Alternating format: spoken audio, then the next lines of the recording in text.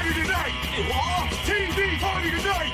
Oh, we got nothing better to do than watch TV and have a couple of brews. Don't want to talk about anything else! We don't want to know.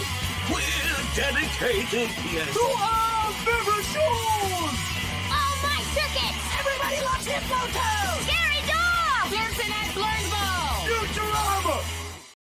Good evening. You are listening to a Radulich and Broadcasting Premier Podcast TV Party Tonight. I'm your host, the mandated reporter. Frankly, I'm mortified, Mr. Mark Radulich.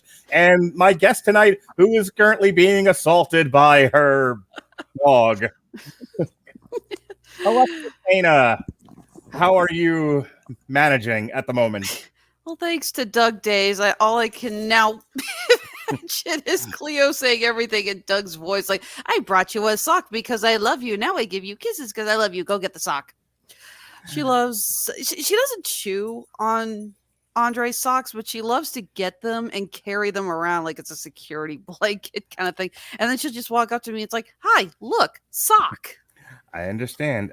Tonight, our favorite shows are Monsters at Work Season 1 from Disney Plus and a series of, I think it was 5 shorts that just recently debuted on Disney Plus called Doug Days, which is a follow-up to the movie Up. And I got to ask, since you are out there in the world amongst the people and, you have somewhat your finger on the pulse of what's now, what's hip, what's trending. What's the word, Officer Bird, on Monsters at Work? Is this something people are talking about? Not really, actually. People seemed interested when the trailer first dropped and when the first episode dropped, but it kind of died pretty fast. It just didn't seem to be gaining a lot of popularity. And I'm not going to lie, I could kind of see why. It's a good series. Yes, thank you, honey. But it doesn't really have a lot of lasting potential to it. It's your standard workplace comedy. I mean, granted, it's a workplace with CGI monsters, so you have some creativity with the visuals and everything. But even then, these are characters we've seen done 100 times over, and it really doesn't have a lot of lasting potential. Not to mention, I think there is a lot of people who think Mindy Kaling's voice will give them seizures. Couple of thoughts I had about the show, just kind of going into it. They did a sequel to Monsters Inc., Monsters Prequel. University. Yeah. And that's right. It was a prequel. So you never got to see what happened with the fallout of using laugh energy as opposed to, scream. I can't remember what the name they call it. It was scream energy. And then in the movie, we cut immediately to them being successful with laugh energy. Right. But there is something to be said about showing the actual change. I mean, I kind of like the idea that all of a sudden you have all these employees going, wait, do we still have jobs? Right. Or what about the people's like, I've trained my whole life to be a scarer. And, it's like training your whole life to be a chef at an Italian restaurant. And then you go in, they say, oh, we're only hiring sushi chefs now. Right. No, perfect. And that's what I'm saying. Like, there's actually a really good premise here for what they're doing in terms of a sequel. And it really, they need stuff to put on Disney Plus. As I say, they need videos to put on the video shelf at the video store. So, whereas this might have made a perfectly adequate sequel movie, they stretched the concept into a 10-episode show, and I think the actual episodes are about 22 minutes long, and it's fine. I think Monsters Inc. Certainly resonated with a lot of people. Monsters University not so much. Years and years ago when it came out, Jeff Harris from 401 Mania and I reviewed it, and at the time, like, you're like, it's fine, it's not as good as Monsters Inc., but Pixar rarely puts out a terrible movie, so it was definitely mid to lower tier Pixar. Just out of curiosity, where does Monsters Inc. stand for you? Is it one of your higher Pixar, mid-tier Pixar? It is. Strangely enough, it's one of the Pixar films that when I first saw it, it was mid-tier. But as I've gotten older, I've gained more of an appreciation for it. Yeah, it's kind of weird like that. As far as Monsters University, I did like it, but I saw a lot of complaints. People said, you ever seen a college or, it's like a welcome to college film? it's that. Yeah. And yeah, they're right. It is very much, again, in that same vein. You have to really embrace these characters and love them to really get a kick out of this kind of a thing. So again, I understand. I guess I liked Monsters University a little bit more for the creativity that went with it. Not to mention some stellar choices in voice acting. Oh yeah, I think it was a really great one who played like the dragon dean of the school. Helen Mirren. Yeah, and you can't go wrong with Helen Mirren. And Alfred Molina is the head professor. I even love you get this thing with the two fraternity and sorority representatives. I think they were voiced by Aubrey Plaza and Nathan Fillion. And again, it's like, wouldn't you expect those two to just be perfect opposite ends for one another? It is an absolutely outstanding voice cast. They can't help the actual content that they're being given to work with. And by the way, just as an aside, I love Aubrey Plaza. She can do no wrong in my eyes. Yeah, I don't know. I know you're a big comic person. I don't know if you watched the show Legion that was on FX. I watched a couple of episodes. I mostly fell in love with the stylized way it was filmed because it is a beautiful show to watch, but it's a little confusing. Aubrey Plaza is on that show, as I'm sure you remember, and Jesse and I reviewed all 3 seasons of that. Love the shit out of Aubrey Plaza. One of the highlights of that film. Also, the blonde girl's butt, but that's a whole other story. All right. So, premise, set the day after Henry J. Waternoose III is arrested at Monsters, Inc., the Monsters Incorporated factory is making the transition to Laugh Power. Tyler Tuskman, who is our point of view character, a recent scare major graduate from Monsters University, working as a mechanic in the factory's facility team, dreams of working alongside Mike and Sully. Meanwhile, Mike and Sully encounter the trials and tribulations of running the company.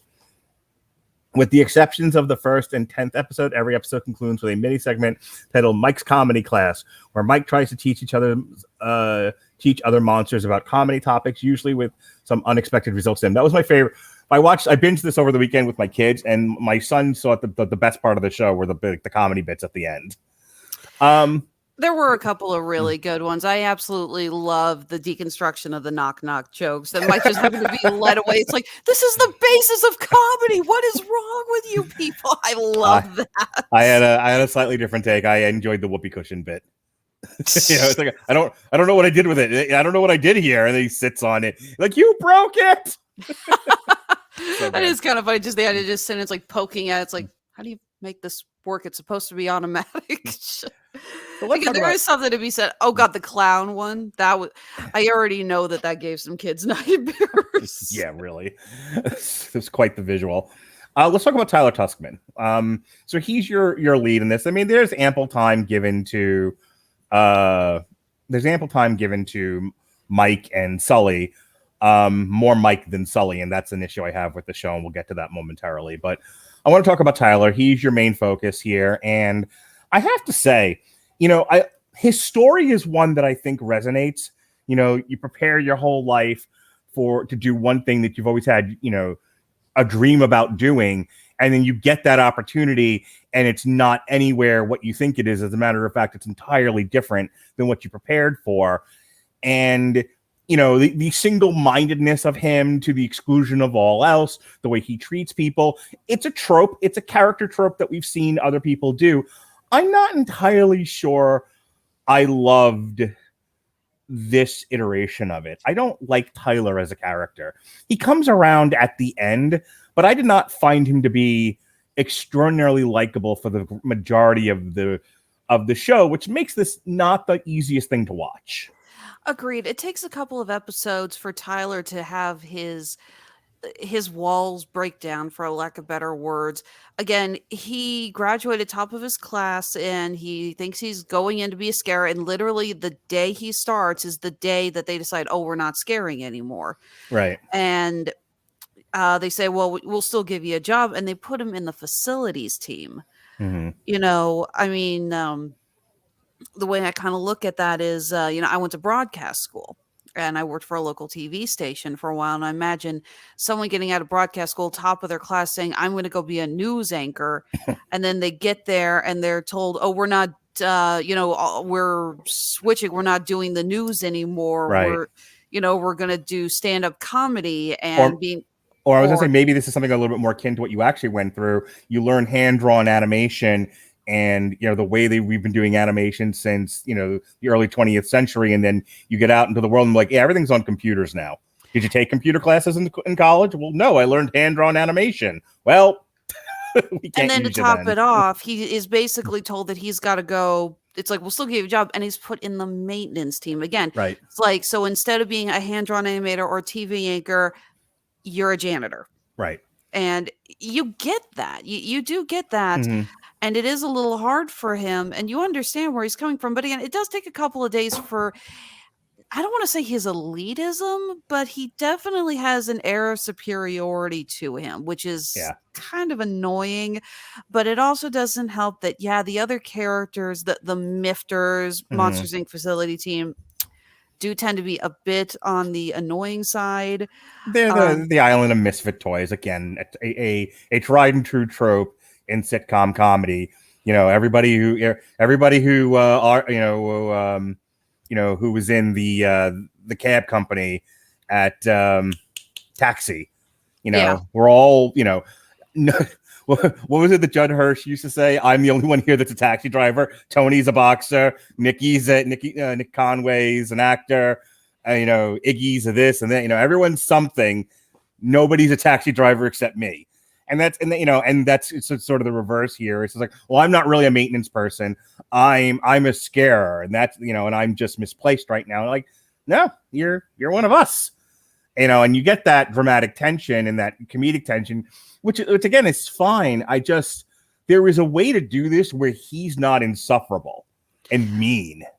Yeah, see, that's the thing, is that they're not really the Isle of Misfit Toys because the others want to be there. Right. We got Fritz, voice. Well, they're peculiar characters. Yeah, but the others want to be there. You got Fritz, voiced by freaking Henry Winkler. Yeah, I just noticed that today. I didn't realize that was him when I was watching. I was like, holy crap, that's the Fonz. Yeah, it does not sound like the Fonz anymore. Oh, not at all. Yeah, you got Mindy Kaling as Val, who again took a couple of episodes to stop being so insufferable. They have this running gag with her character that she and Tuskman went to school together briefly.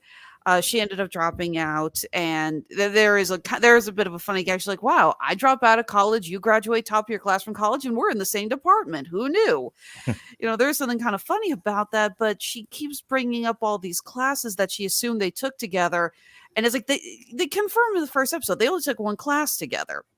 So she keeps bringing it up, and after a while, it's just like Tyler it's not funny anymore to hear Tyler say it must have been someone else, right? Because it obviously wasn't.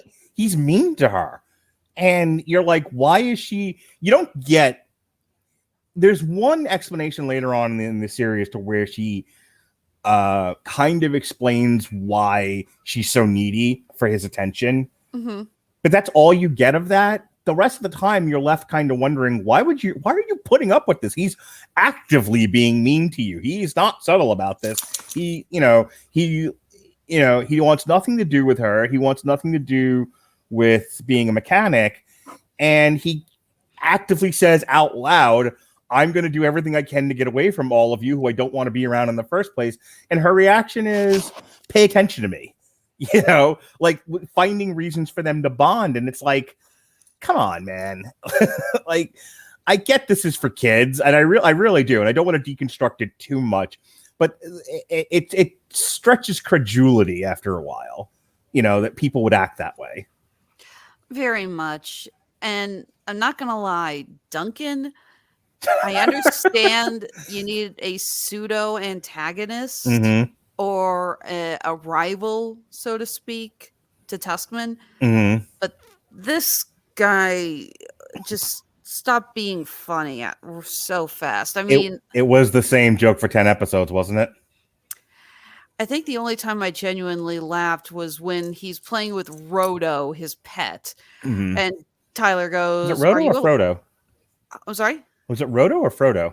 I think it was Rodo, Roto, if I remember the... maybe. I thought it was Frodo. That's what I kept hearing, but it doesn't matter. I hate to say I have a tendency to watch shows on Disney Plus with the subtitles because you never know when somebody's going to start barking. Okay. No, seriously, I've gotten spoiled on subtitles from owning dogs. And he's like, are you allowed to have pets there? And Doug is like, she's. It's like he's. I don't remember if Rhoda was a he or she was like, it's my emotional support animal, and that actually genuinely made me laugh. I got a good laugh at that, and look. We're starting off a little on the negative side because there were some issues with the writing of this, but I do have to say I did laugh at times. There were parts of this that, despite myself, were funny. My kids laughed at it. It didn't really lose anyone's attention. And like, there's some things that you and I have watched, and I've watched with my kids, and I come back and I say, yeah, this lost us halfway through. My kids were like, let me say this. My son was into it the whole time. My 10-year-old daughter was on her phone almost the entire time. And I could kind of get the sense of she's out here because I've asked her to be a part of this, but she would have rather have been anywhere else. I think if my own kids are any model, this tends to track probably Y7, or younger. Probably. Not to mention, there are parts that just don't make a lot of sense. We established early on how annoying Duncan is and how badly he's after Fritz's job when he retires. Right. And everyone else knows, and we see just how annoying Duncan is to Cutter and Val and all of them. But then when they have to choose a deputy supervisor to take over and Val gets it, Duncan plays on their emotions and they feel sorry for him. It's like, no, you guys have established he is the most annoying person in the office. Right. Why are you suddenly feeling sorry for him? It would have been more funny than like, oh, God, if it'll shut him up there, he can have it. Something like that. It was playing more to he's going to be like this the whole time if we don't do something. Right. That would have been funny. Yeah. Duncan comes across as like psycho at times. You get that scene with the mini monsters, which I actually hate to say, but that was my favorite episode of this with the little kids. Yeah. That was really cute. I did like that. It reminded me so much of the whole take your daughter to work day thing that I did with my mom as a kid. But yeah, and then you get the scene where he's paired up with the little kid and he makes him sign the contract saying that he's not going to go after Fritz's job. It's like, what the hell? It's like, that's not even funny. Take no for an answer. I don't want your stupid job. Yeah. Going back to Tyler, just so we can wrap on him.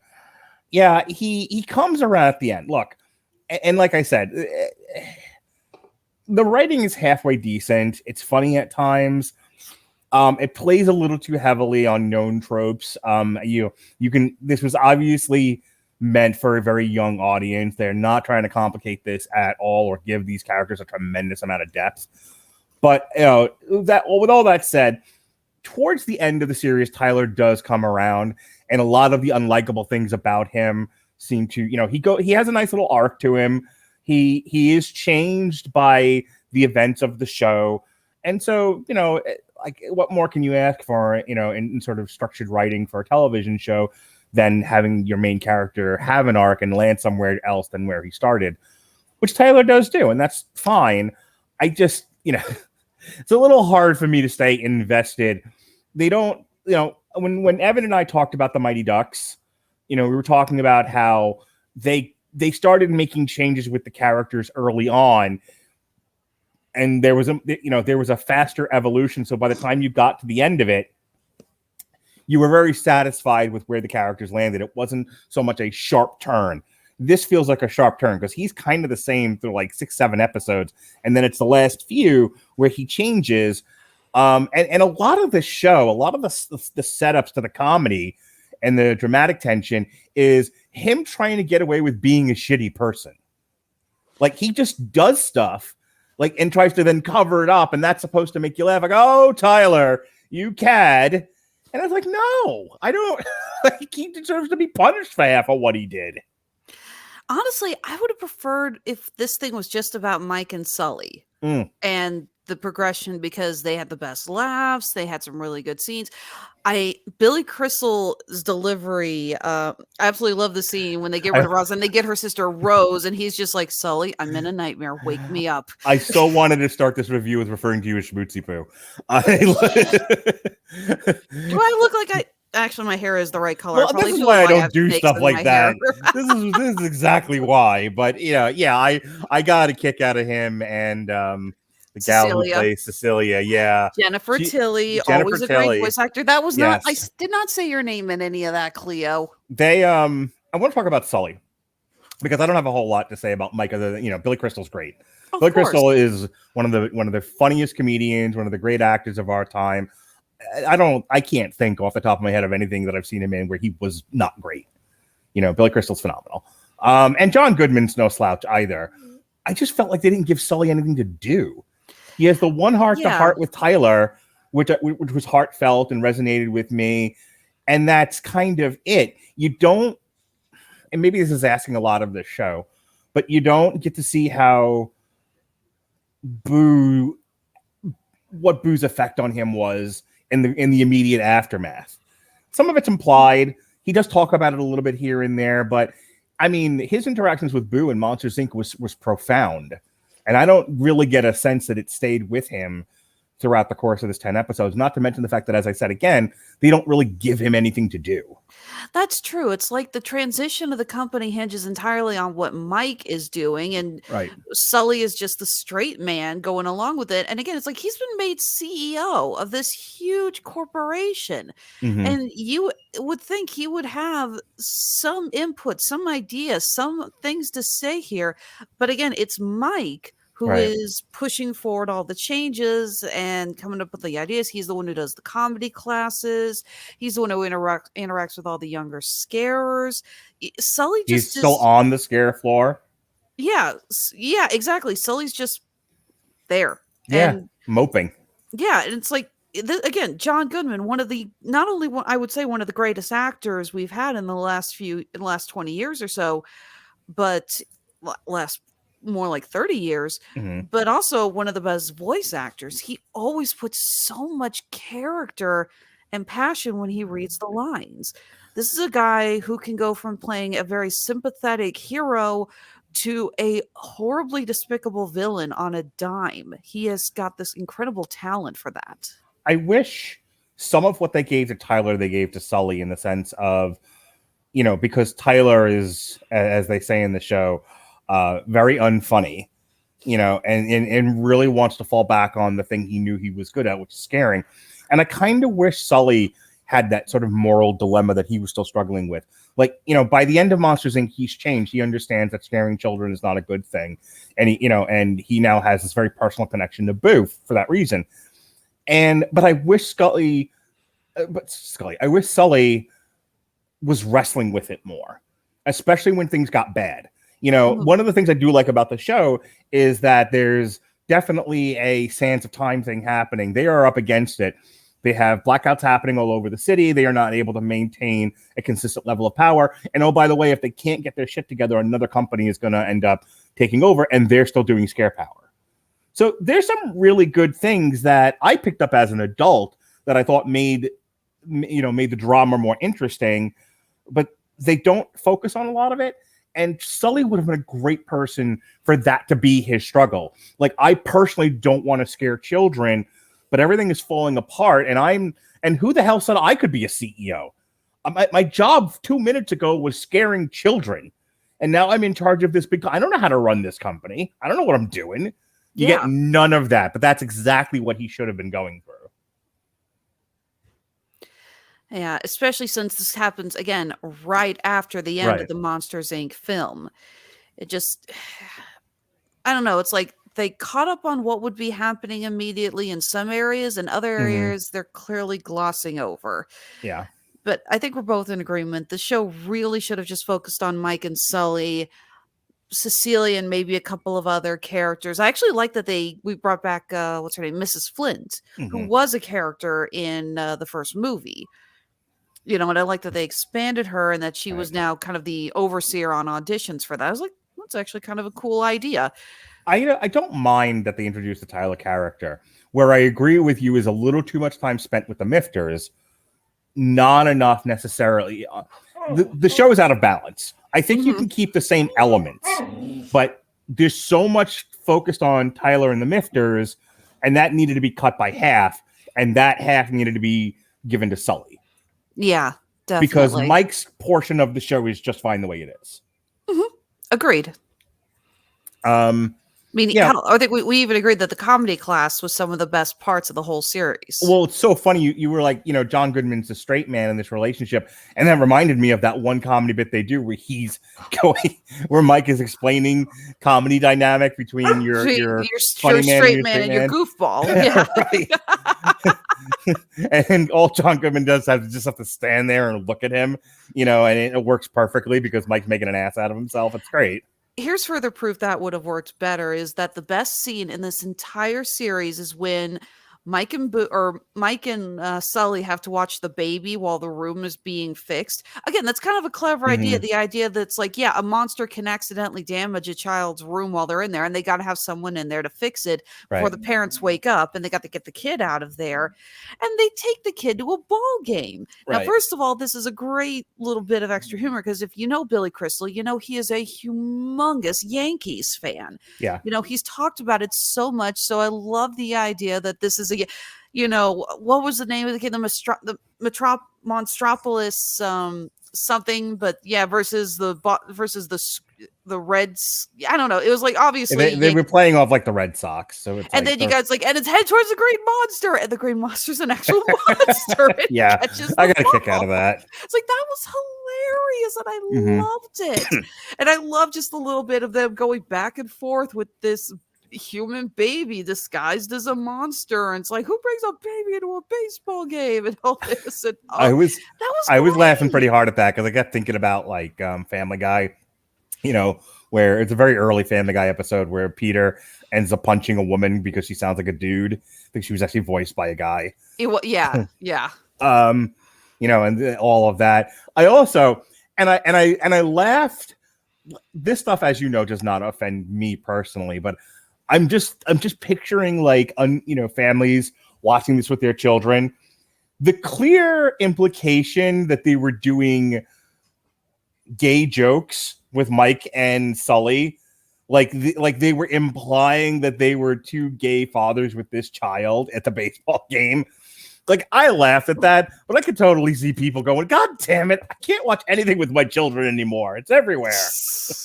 There were some people who had that reaction. Naturally. But even then, I thought that was hilarious. Just the whole time, we order out all the time. You like ordering out. Just like, I want a home cooked meal. Again, it's funny. The subtext is hilarious. Yes, I thought it was I was greatly amused by that.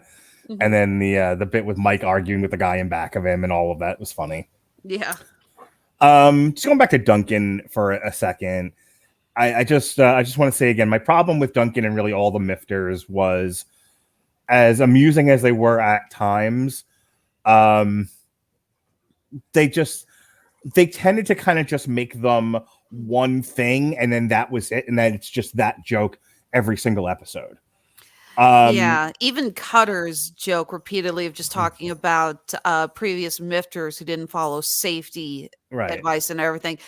I think the only time I did laugh at that was when she opens up her work case to the little monster, the mini monster it's been assigned to her, and it's filled with the remains of various monsters who have died on her watch. She's like, I can have it. That's not a hit. That's a he. I had to walk out of the room during the Dave epised. Like, I was going to make myself lunch or something. I was like, I don't even want to watch this. This is dumb. And in most of the episodes of Monsters at Work, I didn't necessarily feel that way. But that one, the one where I think I ended up having to ask my son, like, so how did they resolve this with the stupid dead monster? And my son explained it to me, and I'm like, okay, sure. All right. So, anything else that we haven't talked about with Monsters at Work? I'll say for myself, I like the Val character. I just wish they'd made her more of a human being. I kind of, I don't know if they're going to keep her as the person who controls the door with Tyler or not, or if she's going to go back to being a mechanic. That felt unresolved to me. Like, she did it once, but I wasn't quite sure if they were going to make that a permanent thing or not. I'd like to see more of that. I'd like to see her and Tyler actually develop a real friendship and not the kind of thing they were doing through the entirety of the series. I will say this. One of the things I really like about this show, one of the things I think is their strength, is you really got a sense of how the factory works, which is sort of an odd thing and maybe not something anyone else cared about, but I do. This was the place where this is the world that this show takes place in. It felt lived in. It felt like it all made sense to me. How things operate. That's one, and I'll just let you talk about this, but I got to bring it up before we're done. But to kind of close out this point, the strength of Monsters at Work for me is that the world itself felt very real, and the pressure put on them and the dilemma all felt like something that I could relate to. And so there is where the strength of writing is. And I'm just going to pitch this next thing to you because I know you're going to gush about it. John Ratzenberg. We had the return of Abominable. Okay, you know that John Ratzenberg has had a brief role in every single Pixar production, correct? I know he's been in a bunch. No, all of them. Fair enough. He is Pixar's Lucky Charm. He is what Alan Tudyk is to Walt Disney's current CGI animation department. They have to put him in everything, even if it's in the tiniest role. Even in the movie Coco, which they strive to have an all Latina or Mexican cast. Even they admitted, no, he's in there. It's just a very, very tiny Was he in role. Brave? Brave was Disney. Or no, wait. No, Brave was Pixar. Hang on a second. I know he's in The Good Dinosaur. Hang on. I'm IMDb'ing this. I assure you, madam, it was Pixar. I'm working on it. Give me a second. Googly. Cars, Your Friend the Friend, Village Barbershop, Wall-E, Up, Toy Story 3, Cars 2, Brave. Yep, he was in it. Okay, fair enough. Played a character named Gordon. I have absolutely no idea who that is. But he's there. All right, you were saying. I was saying, no, I was glad to have him back. I thought that was a really cool idea. I like the idea of unbanishing the abominable snowman. I love how socially awkward he is because you realize he must have been in the Himalayas for years by himself. He has completely lost any concept of how to properly talk to other people, and it's great. What I loved about him is him walking around going, "Bob, you're still here?" You know, like he just like he hasn't missed a beat. My one comment about that is he got banished because he saw the scare extractor and they were like, we got to get rid of you so that you don't blow the whole thing. And now Water Noose and the scare extractor are gone, but yet they were still acting like they were still making a big deal about him being banished, which made no sense to me. Like, you would assume once you realize what the issue was, they would be like, oh, it's okay for you to come back. Yeah, we'll get this fixed now. Duh. But they were, I could be wrong, but I think they mentioned that he caught note of when they were going to build the scream extractor. So I assumed he got banished long before they built it, and that was enough time for Water Noose and oh my God, what was the name? Randall. To kind of start spreading some rumors about the horrible things he did, because every time he comes across another monster, they're like, oh my God, you know what he did to get banished? And it's like, he stole like 23 and a half cars, and Levin was like, what am I going to do with half a car? Honestly. I mean, you might be right about that was the rationale behind it, but it was definitely one of those where I'm watching this going, you know, if only they would talk to one another, we could resolve this and not wait 22 minutes to get to a resolution. The only real problem I will say with this, and I'm just going to say it, I have no problem with giving Mike Wazowski a new rival since we got rid of Randall. But whoever had the idea for Gary, I don't care if Gabriel Iglesias voiced him. That idea was stupid. It's like, again, having a monster be a rival to Mike. Awesome. Gabriel Iglesias, actually a very good voice actor. Fine. Yeah.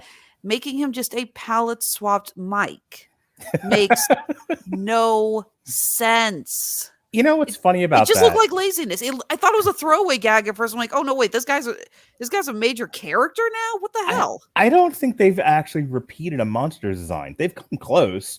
You've got, tentacle type monsters and furry monsters and horned monsters and Mike type of monsters, Cyclopses and whatnot. But I've never actually seen them repeat an exact design. And that was the first time they did that. And you're right. It's kind of, I think they were going for a joke and just missed. Well, I know that I remember seeing a documentary on the DVD about it when they're talking about it. And I know that there were elements that they recycled between monsters.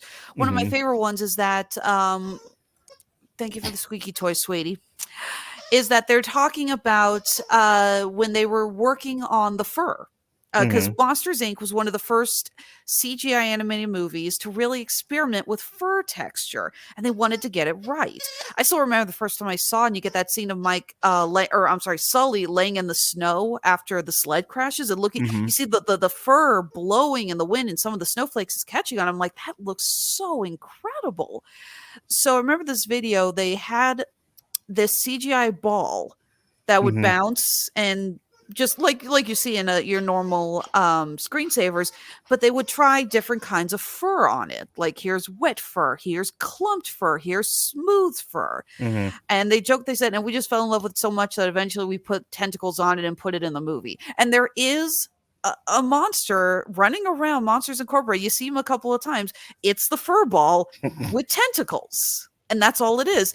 And I think there's a couple times where you see something that looks just like it, but it's got different legs, or it's got big arms, or it's got eye stalks or something. So they did recycle elements between monsters. And that's not a bad thing. You know, I understand when you're running out of time, it's like, just put those eyes on that character and color them a different style, different monster. I get that. There have been some truly brilliant things, like better than they had any right to be, Mighty Ducks, on Disney Plus. And then there have been some things that was a bit of a struggle for me. This is solidly in the middle. It's not something I would have watched unless, you know, we agreed we were going to talk about it, which we have. And so when season 2 comes out, which it has been, it has been renewed for a second season, we'll keep going with it like we do. We always want to close the circles here. But I will tell you, outside of like podcasts and general interest in animation, this is not something I would have bothered to watch. That being said, would I recommend it to somebody else who's got kids, you know, and is looking for something to watch on Disney Plus? Sure. This is the very definition of inoffensive. It's not the worst thing I've ever seen. It's not the best. It's just kind of, it's fine. There's nothing inherently wrong with this series. Kids are going to love it. It's colorful. It's bright. There are some real funny moments.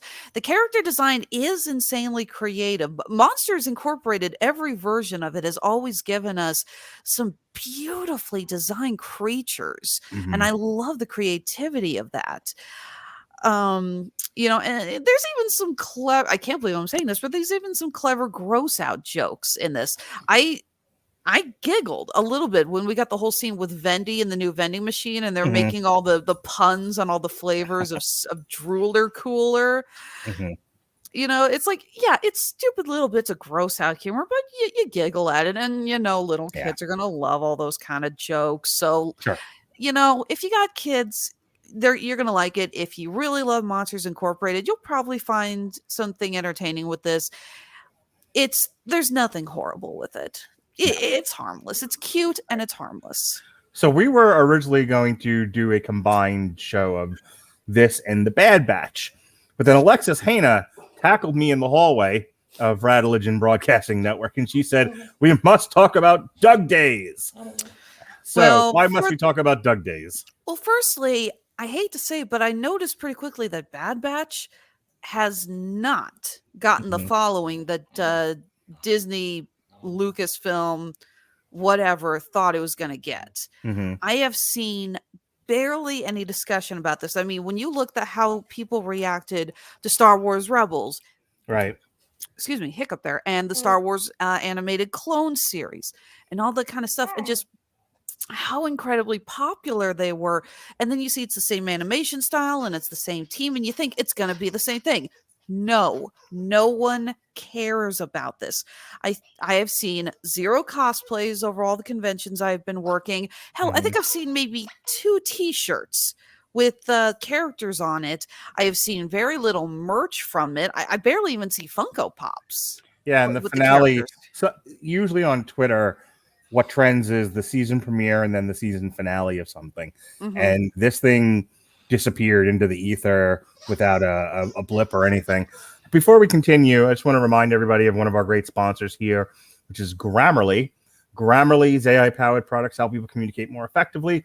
Grammarly helps you write mistake-free on Gmail, Facebook, Twitter, LinkedIn, and nearly anywhere else you write on the web. Grammarly corrects hundreds of grammar, punctuation, spelling mistakes, while also catching contextual errors, improving your vocabulary, and suggesting style improvements. To download Grammarly today, go to getgrammarly.com/W2M Network. Again, that's getgrammarly.com/W2M Network to download Grammarly for free.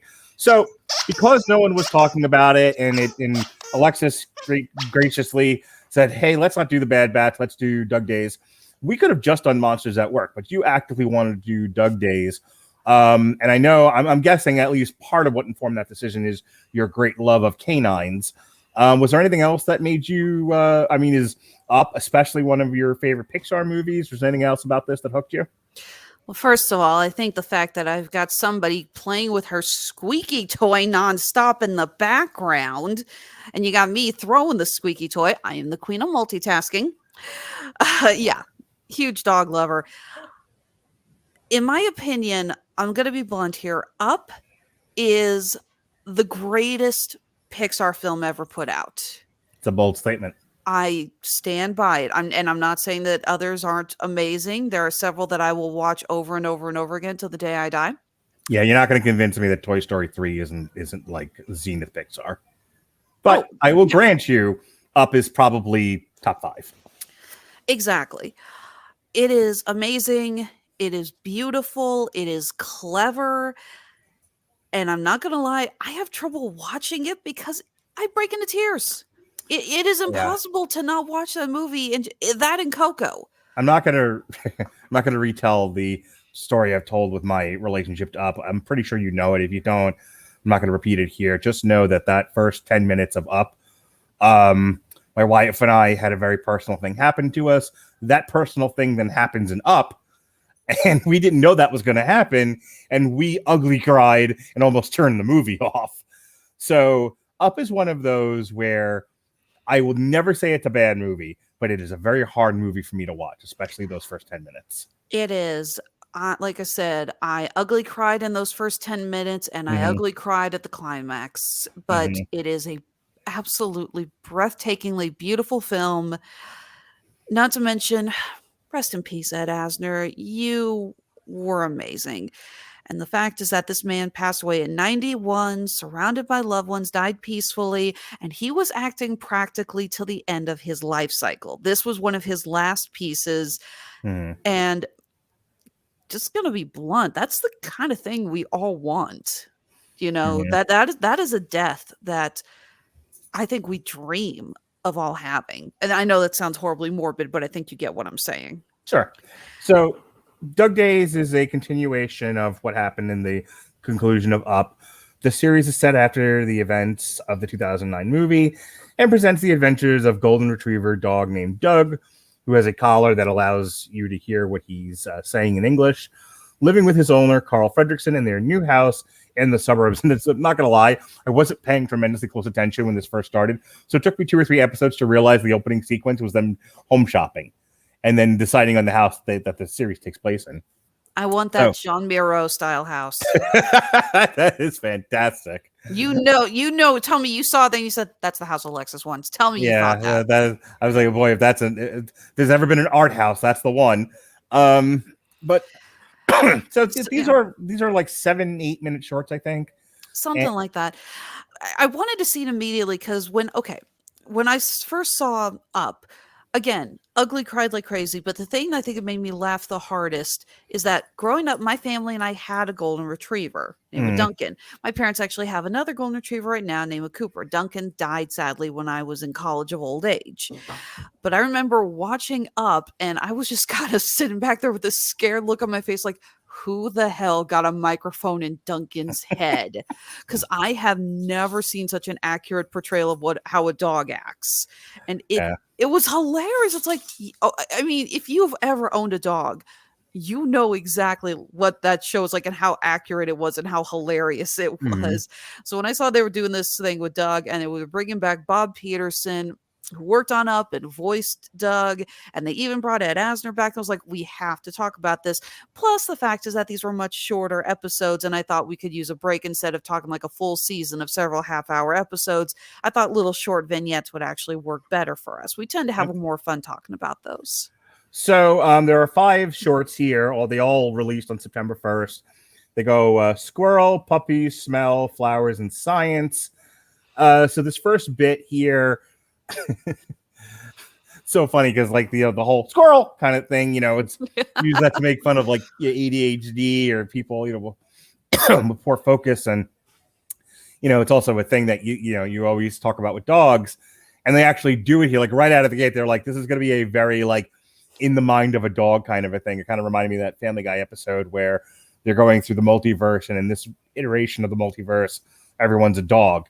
And so like the doorbell rings and Peter comes running down the stairs and he's like, the whole time he's like, I don't know who it is, but I'm really excited. Oh boy. Yeah, it's like, it's either an intruder or one of my friends. Either way, I'm excited and ready for anything. Hello. Yeah. That was really, I have to say, Family Guy may not be as great as, but I do love it when they have Brian actually act like a dog. There's one, it's a recent season episode where Brian has a good idea and Peter says, is that a new tennis ball good idea? And Peter pulls out a can and he goes, it's a 3 new tennis ball idea. And Brian goes, I'm gonna get them all. I was like, that is so funny. I love that. Yeah, they do a good job with that. This was funny. This, they kind of introduce you to what the series is going to be. It's like a day in the life of a dog. This one, he's chasing a squirrel. I can't remember so the thing that I remember most about this is the squirrel is storing nuts in a tree for the winter, and Doug is chasing the squirrel, and it's like your basic like Tom and Jerry kind of setup, essentially. Only it's a squirrel and a dog. These shorts have great slapstick. It's really fun. There comes a point where a tree branch breaks off the tree and causes all of the nuts that the squirrel has stored to come, to fly out of the tree, roll out of the tree, and they go down a drain.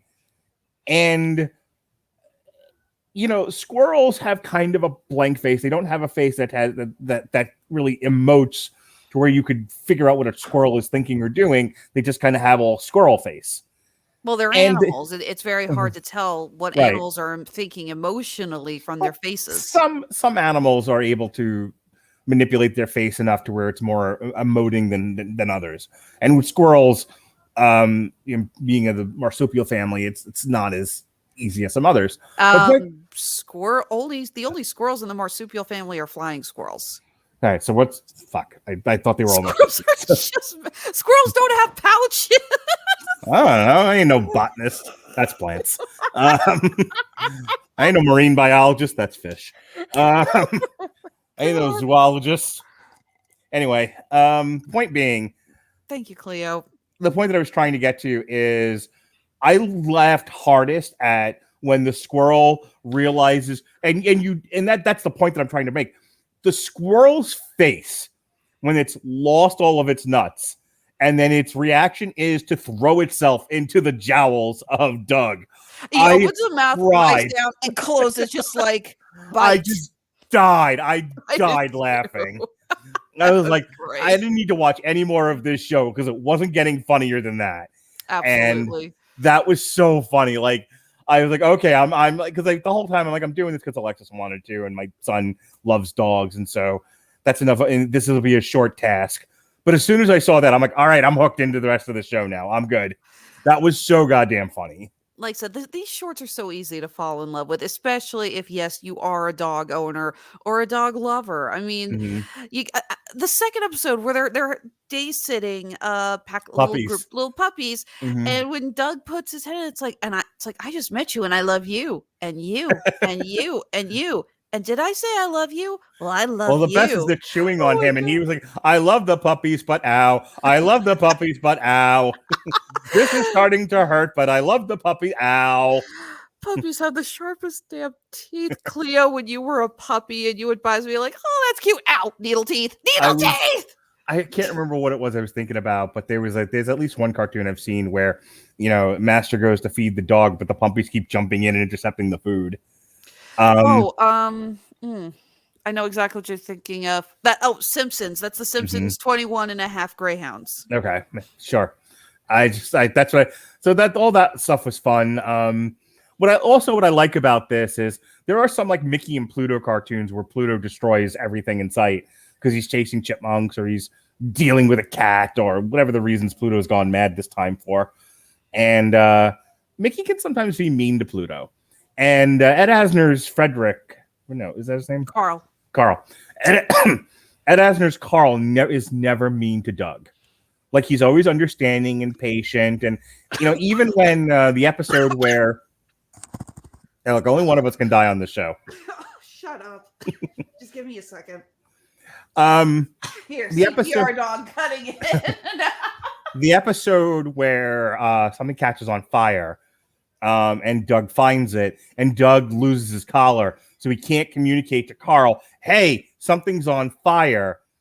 Even through all that, Carl is really trying to understand what Doug is doing. Like, he knows that this is not normal behavior for Doug, and he's trying to figure it out, and he's exasperated while still maintaining a degree of patience. He's never mean to Doug, which was a concerted choice, obviously, on behalf of the writers, because it would be very easy. Is contagious. Well, it would be very easy to write him as kind of a grouchy old man. Oh, and totally. They never do that. You know, he's always very good natured with Doug and very likable. And I really love that about the series. Yes, you've done your job. You saved me. Thank you, Cleo. So what did you like about it besides what we talked about? These are fun, adorable little shorts. If you own or love a dog, which that is not your cue for a cameo. Damn it, Was there anything else that you wanted to bring up about this, or are we just about done? I think we're just about done. The fireworks short actually did make me laugh the hardest. I have two dogs here who are both terrified of fireworks. Excuse me. Every time it's 4th of July, I have to leave my closet open for Eddie to run in there and hide during the fireworks. That is his safe space. My Sugar, who for a little bit of time was locked in a shed, and I, you know how you've ever been inside of a shed, a aluminum shed, and there's a storm out or something, how things reverberate, and so she to this day will still like shake uncontrollably if there's a storm. We really have to calm her down.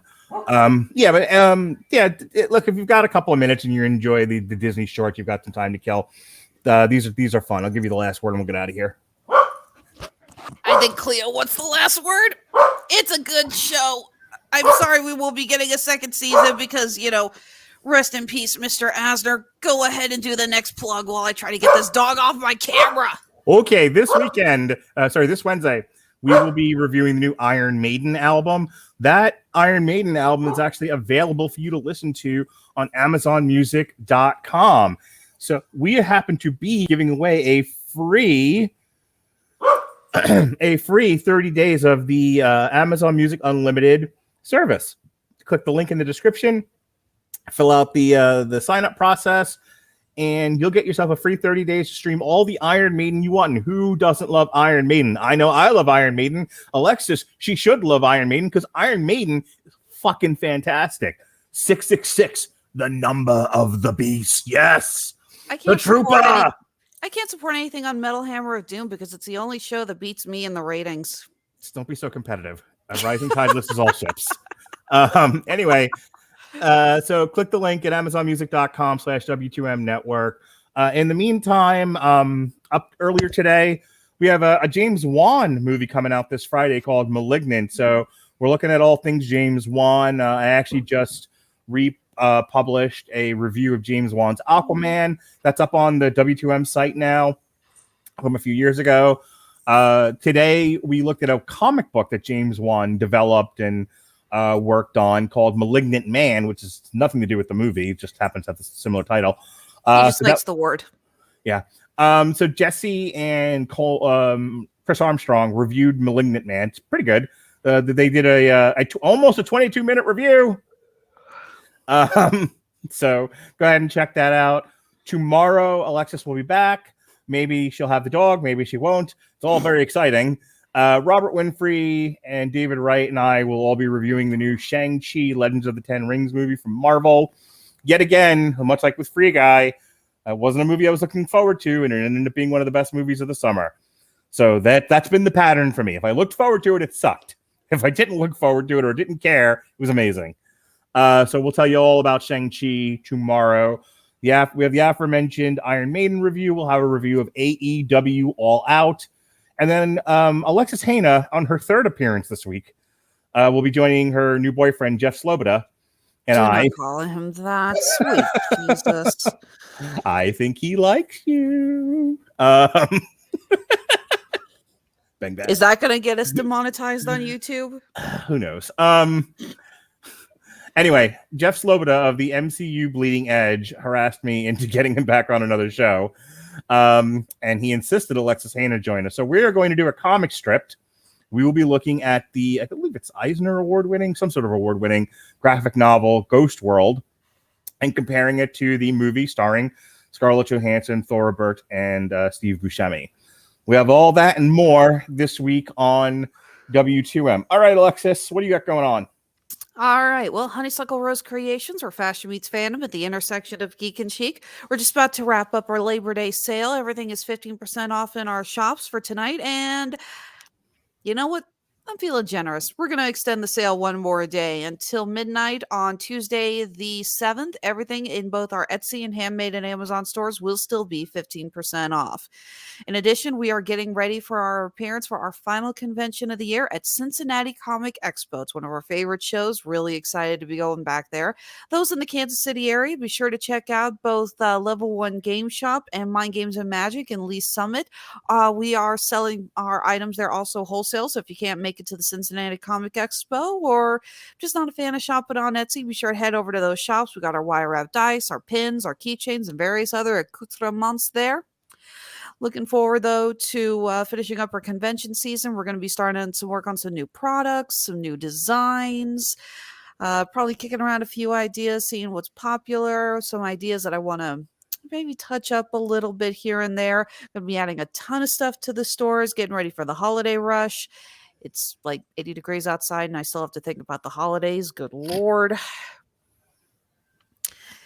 So again, follow us on Facebook, Instagram, and Twitter. That is Honeysuckle Rose Creations, the intersection of geek and chic. All right, that's it for TV Party tonight. For Alexis Hejna, I'm Mark Radulich. Be well, be safe, and behave.